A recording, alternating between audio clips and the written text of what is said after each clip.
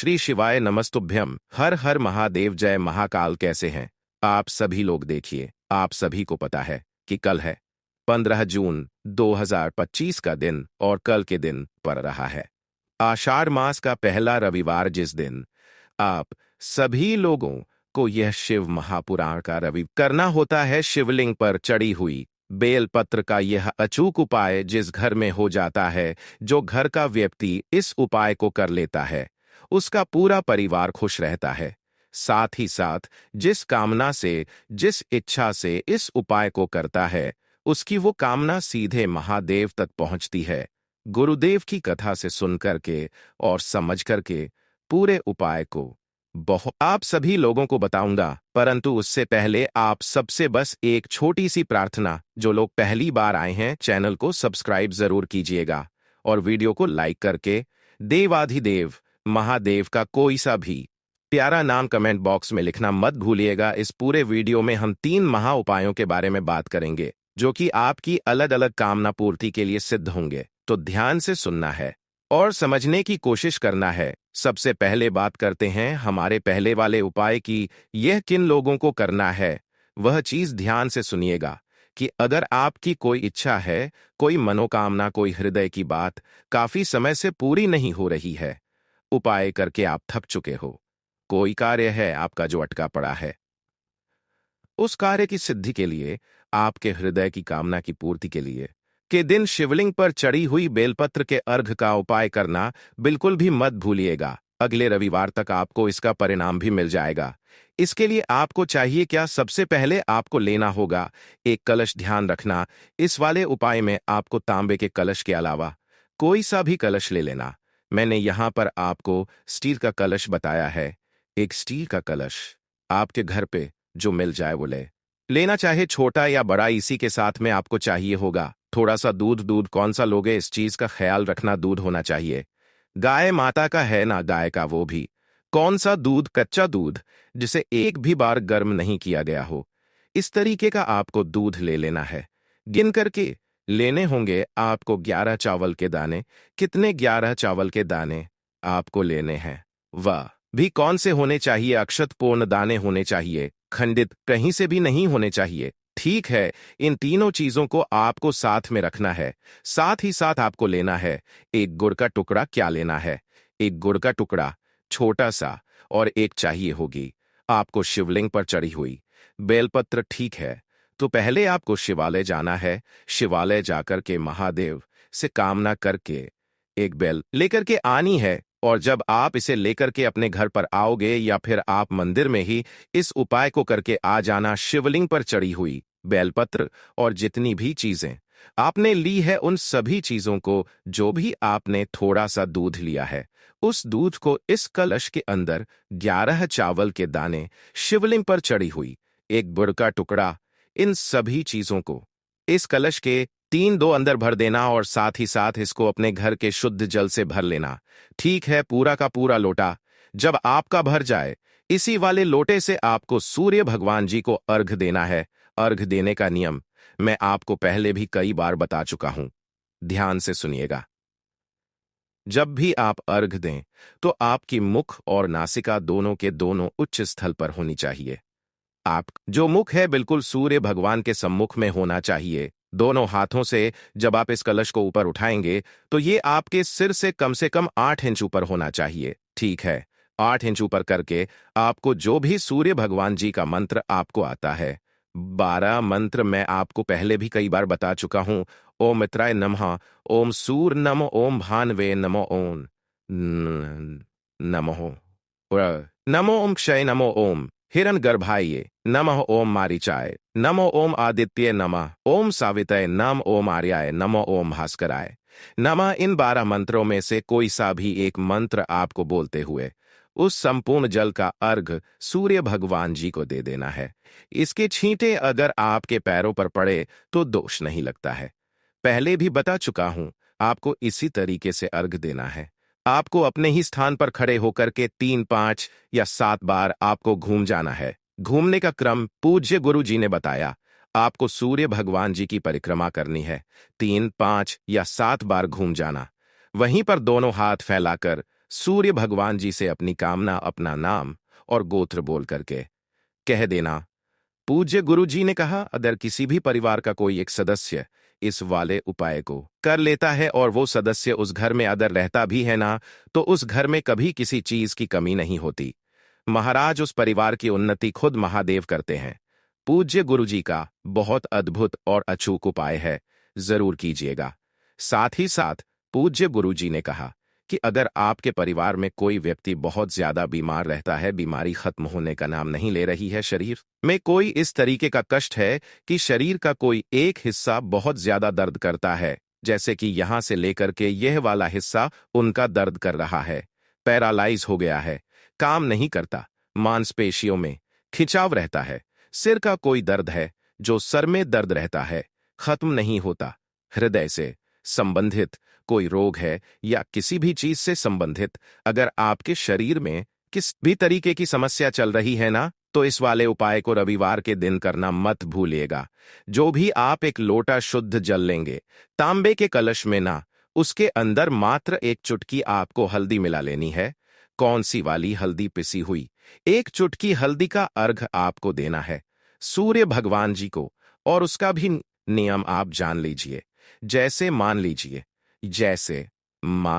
ठीक है ना। तो जब आप उस लोटे का अर्घ देंगे, जल का अर्घ जब आप देंगे, तो जल की धार कुछ इस तरीके से गिरेगी। तो आपको इस तरीके से अर्घ देना है कि जो सूर्य की किरण है वो आपकी जल की धार में से होते हुए आपके उस स्थान पर गिरनी चाहिए जिस स्थान पर आपके समस्या चल रही है। पूज्य गुरु जी ने कहा कि अगर आपके शरीर का कोई अंग काम भी नहीं करता है ना, तो वो भी आपके काम करने लग जाएगा। सिर में दर्द है तो आपको इस तरीके से अर्घ देना है कि सूर्य की किरण उसमें से निकल करके आपके सिर के ऊपर गिरे, आपका वह हिस्सा, वह अंग काम करना शुरू कर देगा। महाराज, यह शिव तत्व है।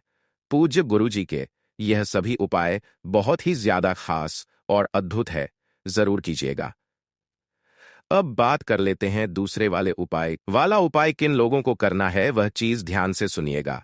यह उपाय अगर आपके घर में धन नहीं आ रहा, पैसों को लेकर के काफी सारी समस्याएं बनी हुई है, व्यापार आपका अच्छा नहीं चल रहा है, नौकरी में तरक्की नहीं हो रही है, इनकी आवक रुक सी गई है, अनावश्यक खर्चा आपके परिवार में बहुत ज्यादा हो रहा है, तो जो सोमवार, जो प्रदोष, जो शिवरात्रि पड़े, जो विशेष तिथि पड़े, उस विशेष तिथि के दिन मात्र एक छोटा सा उपाय करना स्टार्ट कर दीजिएगा। आपको लेनी होगी मात्र एक बेलपत्र, जो कहीं से भी खंडित कटी फटी ना हो, इस चीज का ख्याल रखना।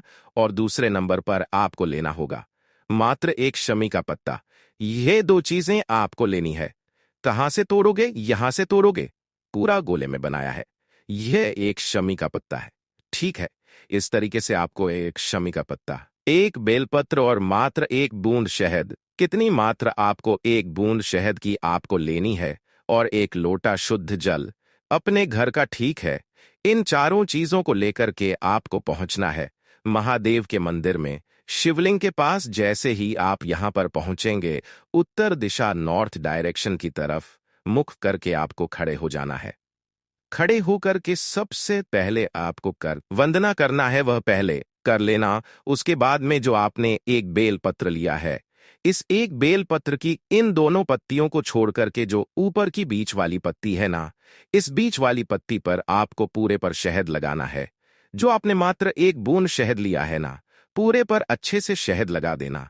शहद लगा करके जो एक शमी का पत्ता है, उस एक शमी का पत्ता है, उस एक शमी के पत्ते को इसी वाले पत्ते के ऊपर आपको चिपका देना है। कुछ इस तरीके से रख दोगे, रख करके इसे अपने दाहिने हाथ में इस तरीके से पकड़ना। डंडी आपके तरफ में रहे, बीच वाली पत्ती बीच वाली उंगली पर रहे। बेलपत्र की जिसके ऊपर शमी का पत्ता जो है वो चिपका हुआ है, ठीक है। अपना नाम और गोत्र बोलकर, ठीक है, नाम और गोत्र बोल के महादेव की शिवलिंग को शमी पत्र के साथ ही उल्टा आपको समर्पित करना है, इस तरीके से कि डंडी जलाधारी की तरफ, बीच वाली पत्ती का मुख आपकी तरफ, जो शमी का पत्ता है वह नीचे की तरफ चला जाना चाहिए। इस तरीके से समर्पित करना। अपना दाहिना हाथ इसी बेलपत्र के ऊपर रख करके आपके घर में जो भी धनिक से संबंधित समस्याएं आ रही है उस समस्या को दूर करने की कामना कहते हुए जो एक लोटा शुद्ध जल आप लेकर के आए हो इसी बेलपत्र के ऊपर समर्पित कर देना। ओम नमः शिवाय, श्री शिवाय नमस्तुभ्यम का स्मरण करते हुए जो भी जल जलाधारी से बहता बहता नीचे की तरफ आए, थोड़ा सा जल रोकना, अपने घर पर, अपने दुकान पर, व्यापार स्थल पर उस जल को छींट देना। आपके घर में धन की आवक होना स्टार्ट हो जाएगी। महाराज पूज्य गुरु जी का बहुत अद्भुत, और जरूर कीजिएगा। बात करते हैं तीसरे वाले उपाय की। तीसरा वाला उपाय किन लोगों को करना है वह चीज ध्यान से सुनिएगा कि अगर आपके घर में किसी भी तरीके की कोई समस्या चल रही है, घर में घर की चाहे कैसी भी समस्या, घर की सारी समस्याओं का एक रामबाण उपाय है ना, सारी समस्या का एक रामबाण उपाय है जो कि आपको किसी भी सोमवार, किसी भी प्रदोष, किसी भी शिवरात्रि, किसी भी अमावस्या के दिन आपको करना ही करना है। ठीक है, देखिए, आपको लेना होगा एक लोटा शुद्ध जल अपने घर का तांबे के कलश में। इसी के साथ में आपको एक दीपक तैयार करना है। यह जो दीपक होना चाहिए, ये होना चाहिए गाय के घी का गोल भांति का दीपक। ठीक है, आपको लेना होगा एक बेल का फल। इस टाइम पर बेल के फल आपको इजीली मिल जाएंगे। बेल का फल लेना से यहां से थोड़ा सा तोड़ लेना, काट लेना, और इसके अंदर का जो ये जो गुदा निकलता है ना, इस गूदे को आपको बाहर निकाल देना है। इसको खाली कर देना है, मतलब कि खोखला कर देना है। खोखला करके आपको अपने ही घर पर क्या बनानी होगी, पंजीरी। पंजीरी कैसे बनाते हैं काफी लोगों को नहीं पता है, आप देख भी सकते हो। सिंपल सा आइडिया मैं बता देता हूं। आपके अंदर आपको थोड़ा सा गेहूं का आटा लेना है, उसे ब्राउन होने तक सेकना है, थोड़ा सा घी डाल के। जब वो सिक जाए, उसके अंदर चीनी और कुछ सूखे मेवे डाल के आपको इस तरीके से पंजीरी बना लेना है। इसी पंजीरी को आपको इस बेल के फल के अंदर भर देना है। ठीक है, भर दोगे, बेल के फल के अंदर भर करके आपको इसी फल को लेकर के अपने पूरे घर में ओम नमः शिवाय मंत्र का स्मरण करते हुए घूम जाना है। घूम करके जब आप घर से बाहर की तरफ निकलेंगे, इसी बेल के फल को एक लोटा शुद्ध जल और एक दीपक लेकर के पहुंच जाना। कहां पर, किसी भी बेलपत्र पेड़ के पास में जो निश्चित दिन दिए गए हैं। यहां पर एक छोटा सा गड्ढा खोदना, उसी गड्ढे के अंदर अपने पितरों का स्मरण करके, आह्वान करके उस बेल के फल को के अंदर गाड़ देना। कार करके इसी के ऊपर मिट्टी रख के, दो पत्थर रख के एक लोटा शुद्ध जल यहां पर समर्पित करना। ओम नमः शिवाय, श्री शिवाय नमस्तुभ्यम का स्मरण करते हुए, और जो एक दीपक लेकर के आए हो, इसी के ऊपर एक दीपक अपने घर की सारी समस्याओं को खत्म करने की कामना करते हुए लगा करके आ जाना। एक बार करके देखिएगा, आपके घर की समस्याएं धीरे धीरे